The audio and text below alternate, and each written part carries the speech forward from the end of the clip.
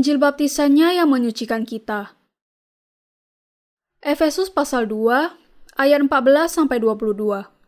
Karena dialah damai sejahtera kita yang telah mempersatukan kedua pihak dan yang telah merubuhkan tembok pemisah, yaitu perseteruan, sebab dengan matinya sebagai manusia, ia telah membatalkan hukum Taurat dengan segala perintah dan ketentuannya untuk menciptakan keduanya menjadi satu manusia baru di dalam dirinya, dan dengan itu mengadakan damai sejahtera dan untuk memperdamaikan keduanya di dalam satu tubuh dengan Allah oleh salib, dengan melenyapkan perseteruan pada salib itu. Ia datang dan memberitakan damai sejahtera kepada kamu yang jauh dan damai sejahtera kepada mereka yang dekat. Karena oleh Dia, kita kedua pihak dalam satu roh beroleh jalan masuk kepada Bapa. Demikianlah kamu bukan lagi orang asing dan pendatang, melainkan kawan sewarga dari orang-orang kudus dan anggota-anggota keluarga yang dibangun di atas dasar para rasul dan para nabi dengan Kristus Yesus sebagai batu penjuru. Di dalam Dia, tumbuh seluruh bangunan, rapi tersusun, menjadi bait Allah yang kudus di dalam Tuhan. Di dalam Dia, kamu juga turut dibangunkan menjadi tempat kediaman Allah di dalam roh. Apa yang memisahkan manusia dari Allah? Dosa-dosanya. Anak yang diadopsi karena kemiskinan. Sudah setengah abad berlalu sejak berakhirnya Perang Korea. Tetapi perang itu meninggalkan luka yang sangat menyakitkan bagi bangsa Korea. Pada saat berakhirnya perang itu, banyak anak-anak yang diadopsi di luar negeri. Pasukan PBB datang ke Korea dan membantu bangsa itu secara luar biasa. Tetapi banyak anak-anak yang hidup tanpa ayah setelah pasukan itu pergi. Banyak dari tentara pasukan PBB yang memiliki istri dan anak-anak di sana meninggalkan keluarga mereka itu saat mereka kembali ke negara masing-masing. Banyak dari anak-anak itu kemudian terlantar dan dikirim oleh ibu mereka ke panti asuhan atau dibiarkan untuk diadopsi di negara yang jauh. Kalau ada anak yang diadopsi, ia termasuk sangat beruntung karena dengan demikian ia memiliki orang tua angkat dan akan diurus dengan baik. Anak-anak angkat itu menyadari bahwa mereka memang berbeda dengan orang tua mereka dan juga tetangga-tetangga mereka, dan setelah besar, mereka tahu bahwa mereka diambil sebagai anak dari sebuah negara yang sangat jauh yang bernama Korea. Mengapa orang tua saya membuang saya? Apakah mereka mengirim saya ke negara ini karena mereka membenci saya? Dengan pikiran mereka yang sederhana, mereka tidak tahu apa yang terjadi kepada mereka. Keingintahuan dan kebencian kepada orang tua kandung mereka bertumbuh seiring dengan keinginan untuk bertemu mereka. Bagaimana sebenarnya orang tua saya? Mengapa mereka membuang saya? Apakah itu karena mereka membenci saya? Tidak. Pasti ada alasan untuk itu. Mungkin mereka memiliki banyak kesalahpahaman dan bahkan sampai kepada kebencian yang mendalam. Dan kadangkala mereka akan seperti tidak mau lagi berpikir tentang hal itu. Sebelum mereka sadari, masa kecil mereka berlalu dan mereka menjadi orang yang dewasa. Mereka menikah, memiliki anak dan membentuk keluarga mereka sendiri. Saya mulai tertarik kepada anak-anak seperti itu melalui sebuah program di sebuah TV lokal.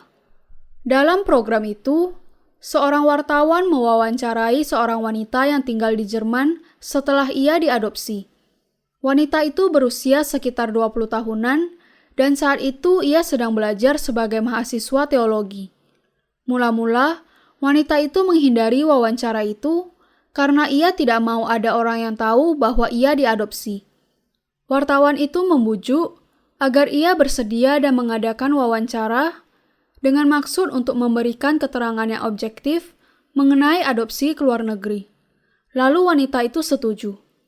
Salah satu pertanyaan dari wartawan itu adalah, apa yang akan Anda lakukan kalau Anda bertemu dengan orang tua kandung Anda? Apa yang paling ingin Anda ketahui? Wanita itu menjawab, saya hanya tidak mengerti mengapa mereka harus membiarkan saya diadopsi. Saya mau bertanya apakah mereka membenci saya. Ibu kandungnya melihat wawancara itu di TV dan kemudian menghubungi stasiun TV itu dan berkata bahwa ia mau bertemu dengan anak gadisnya itu. Demikianlah kemudian mereka berdua bertemu. Ibu itu pergi ke bandara untuk menunggu kedatangan anak wanitanya. Ketika anak wanitanya itu muncul di pintu keluar, ibu itu hanya bisa memandangnya dan menangis. Mereka belum pernah bertemu secara langsung. Ibu itu hanya pernah melihat wajah anak wanitanya yang telah besar itu melalui layar TV. Meskipun mereka berbicara dalam bahasa yang berbeda, mereka berbicara dari hati mereka dan melalui pandangan yang penuh perasaan. Mereka saling meraba wajah, dan sang ibu meminta dengan sangat agar anaknya memaafkan atas apa yang pernah dilakukannya. Ia hanya bisa terus-menerus menangis dan meminta maaf kepada anaknya. Ibu itu lalu membawa anaknya ke rumahnya dan mereka makan bersama.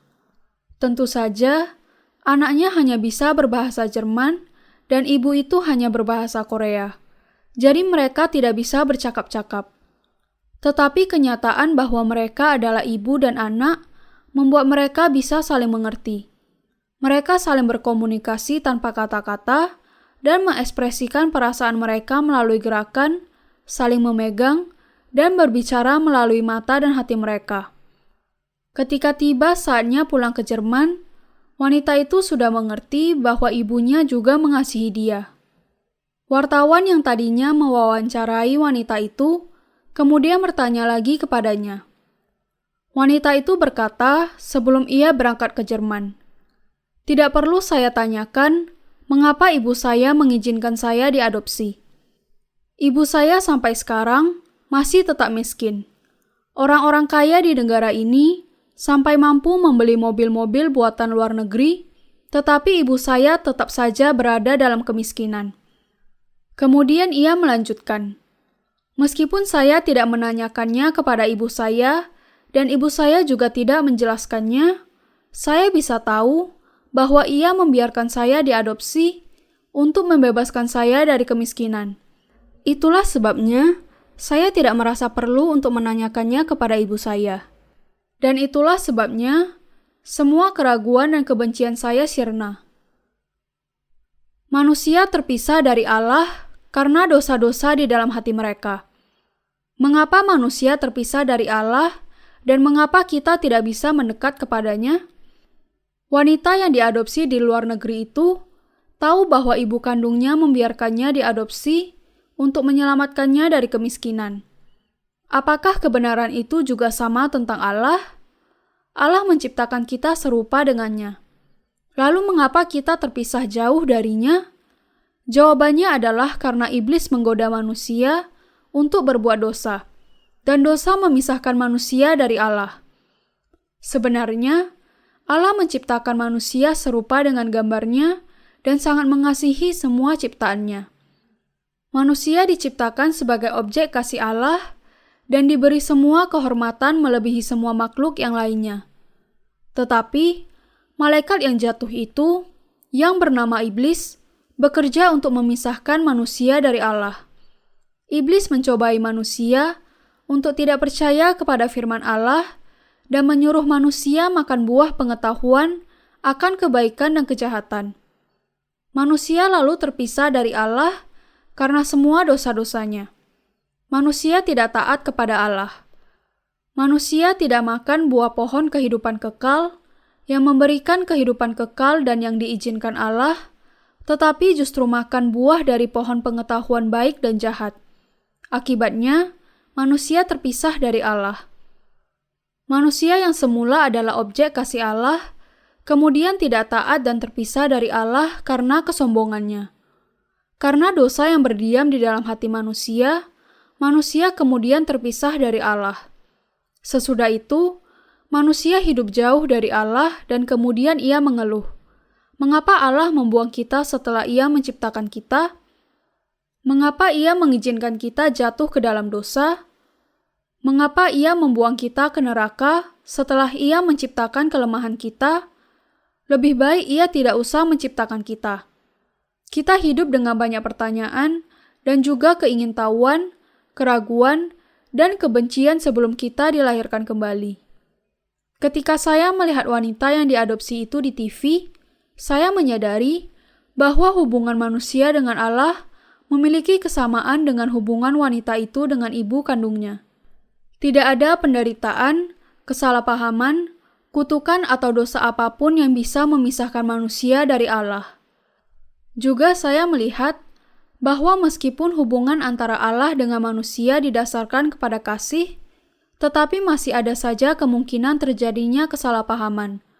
Sama seperti ibu itu yang membiarkan anaknya diadopsi bukan karena kebencian pribadinya. Allah juga menjauh dari manusia bukan karena kebenciannya kepada manusia, tetapi karena dosa. Tidak ada alasan sama sekali bagi Allah untuk membenci manusia, dan tidak ada alasan untuk manusia membenci Allah. Manusia dan Allah saling mengasihi.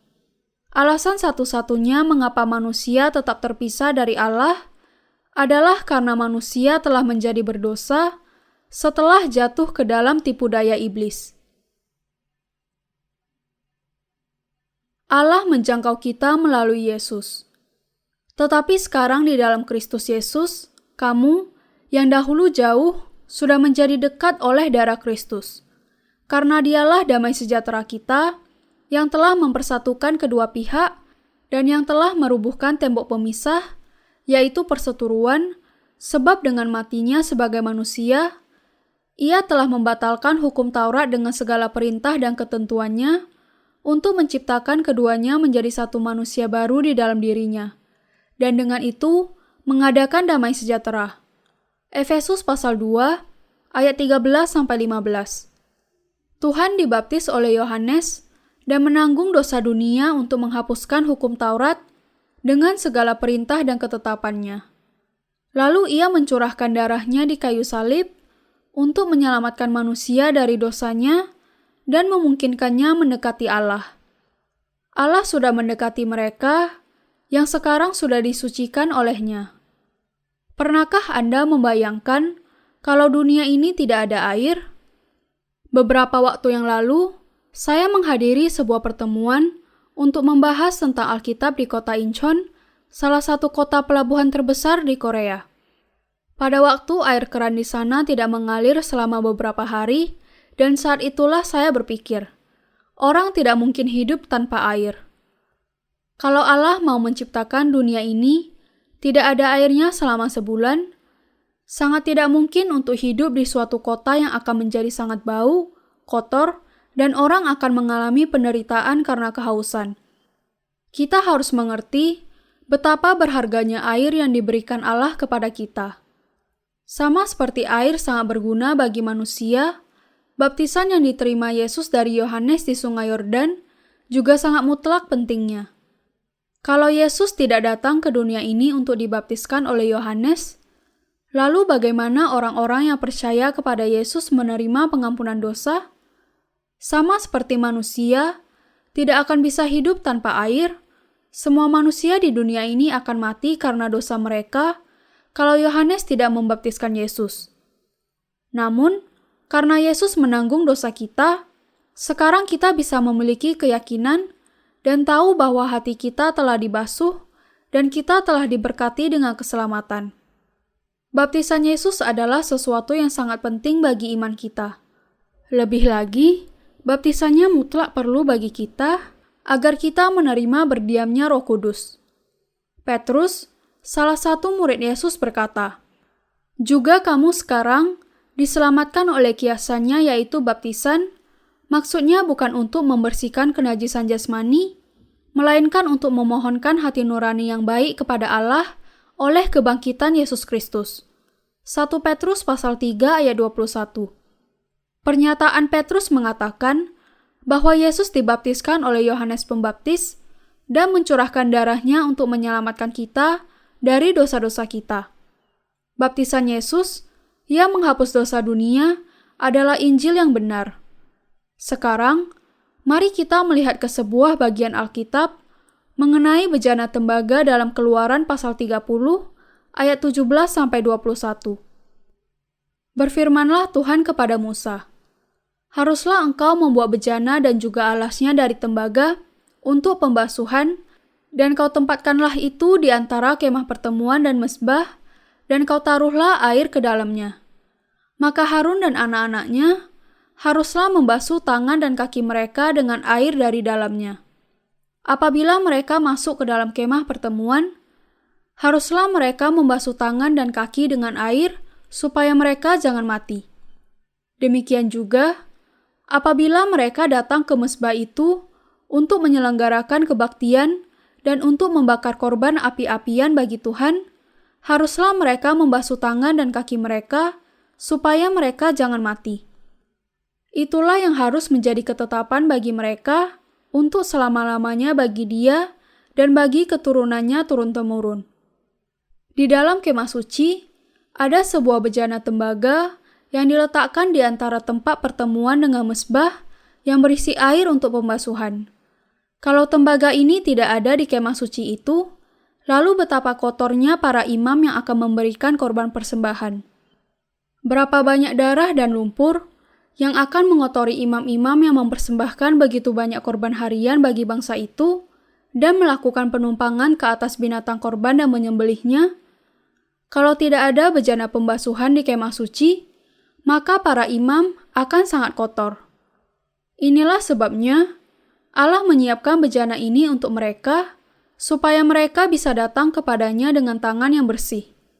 Orang-orang berdosa menyerahkan dosa-dosa mereka dengan penumpangan tangan mereka ke atas binatang korban penghapus dosa, dan kemudian imam-imam menguduskan mereka atas nama Allah. Allah mempersiapkan bejana itu supaya para imam bisa masuk ke tempat kudus, sehingga mereka bisa membasuh dirinya dengan air, dan kalau mereka tidak melakukannya, mereka akan mati. Bahkan, seorang imam sekalipun tidak diperkenankan masuk ke tempat kudus kalau mereka masih kotor dengan darah korban. Itulah sebabnya, mengapa imam-imam membasuh segala lumpur dengan air di bejana itu untuk bisa datang kepada Allah setelah mengorbankan korban dari bangsa Israel.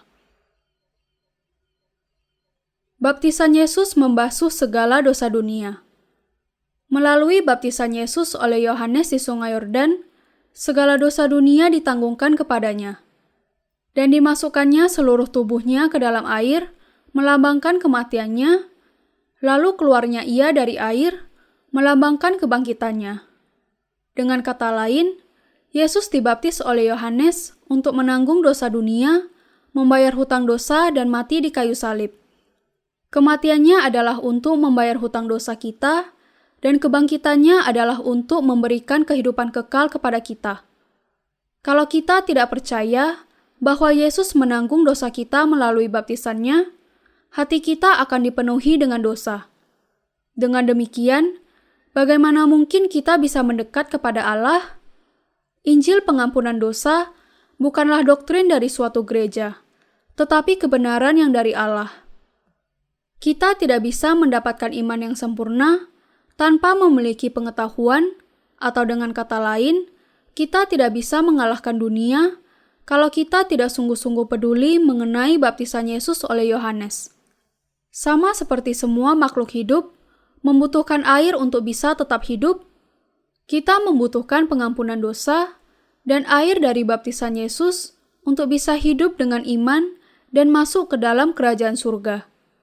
Yesus harus dibaptis, mati di kayu salib, dan bangkit untuk menyelamatkan kita dari dosa kita. Inilah Injil air dan Roh yang harus kita percayai dengan segenap hati kita.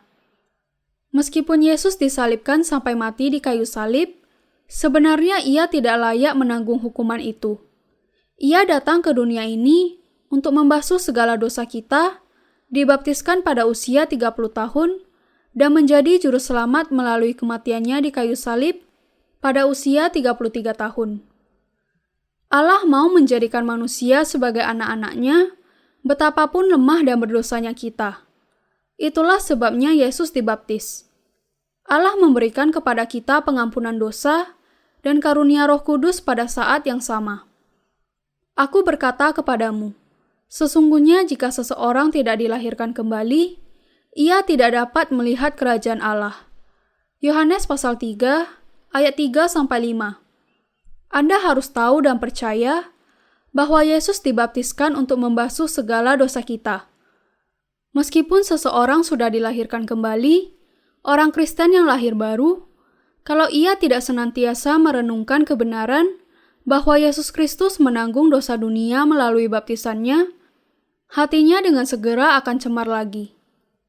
Karena kita makhluk yang memiliki keinginan jasmani, maka kita tetap memiliki kemungkinan dicemarkan oleh dosa di dalam kehidupan kita sehari-hari.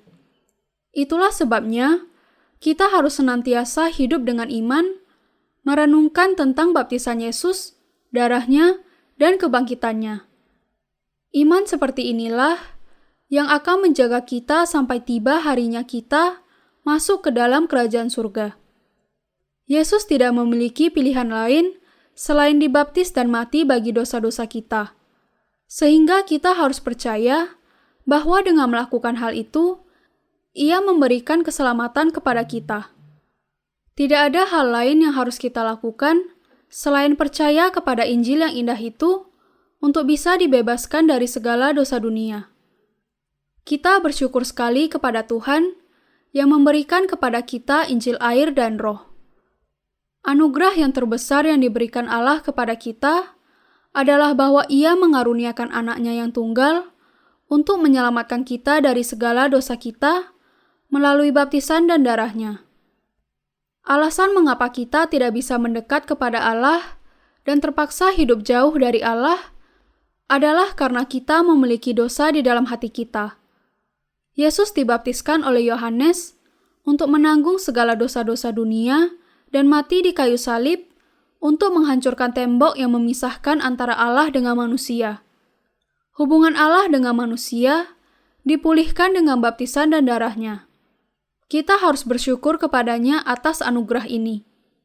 Kasih orang tua di dunia ini kepada anak-anaknya memang besar, tetapi sama sekali tidak bisa dibandingkan dengan kasih Allah, yaitu yang dinyatakan dengan keselamatan yang diberikan kepada kita orang berdosa melalui Yesus Kristus. Baptisan Yesus dan darahnya, keduanya sangat penting. Kalau tidak ada air di dunia ini, bagaimana makhluk hidup bisa bertahan? Tanpa baptisan Yesus, tidak ada seorang pun yang tidak berdosa. Kalau Yesus tidak dibaptiskan dan tidak mati di kayu salib, tidak ada seorang pun yang akan menerima pengampunan dosa. Untungnya, Yesus dibaptis dan menjadi korban yang sempurna bagi kita. Meskipun kita lemah dan tidak berdaya, kita bisa menerima Roh Kudus dengan percaya kepada baptisan Yesus dan darahnya di kayu salib. Orang-orang yang percaya kepada baptisan Yesus Kristus dan darahnya di kayu salib bisa mendekat kepada Allah, berdoa dan memuji Dia. Kita sekarang bisa memuji Allah dan menyembahnya karena kita telah menjadi anak-anak Allah. Inilah anugerah dan berkat Allah. Injil baptisan Yesus dan darahnya di kayu salib sungguh-sungguh ajaib. Kita semua bisa menerima keselamatan dan berdiamnya Roh Kudus dengan percaya kepada Injil yang indah itu.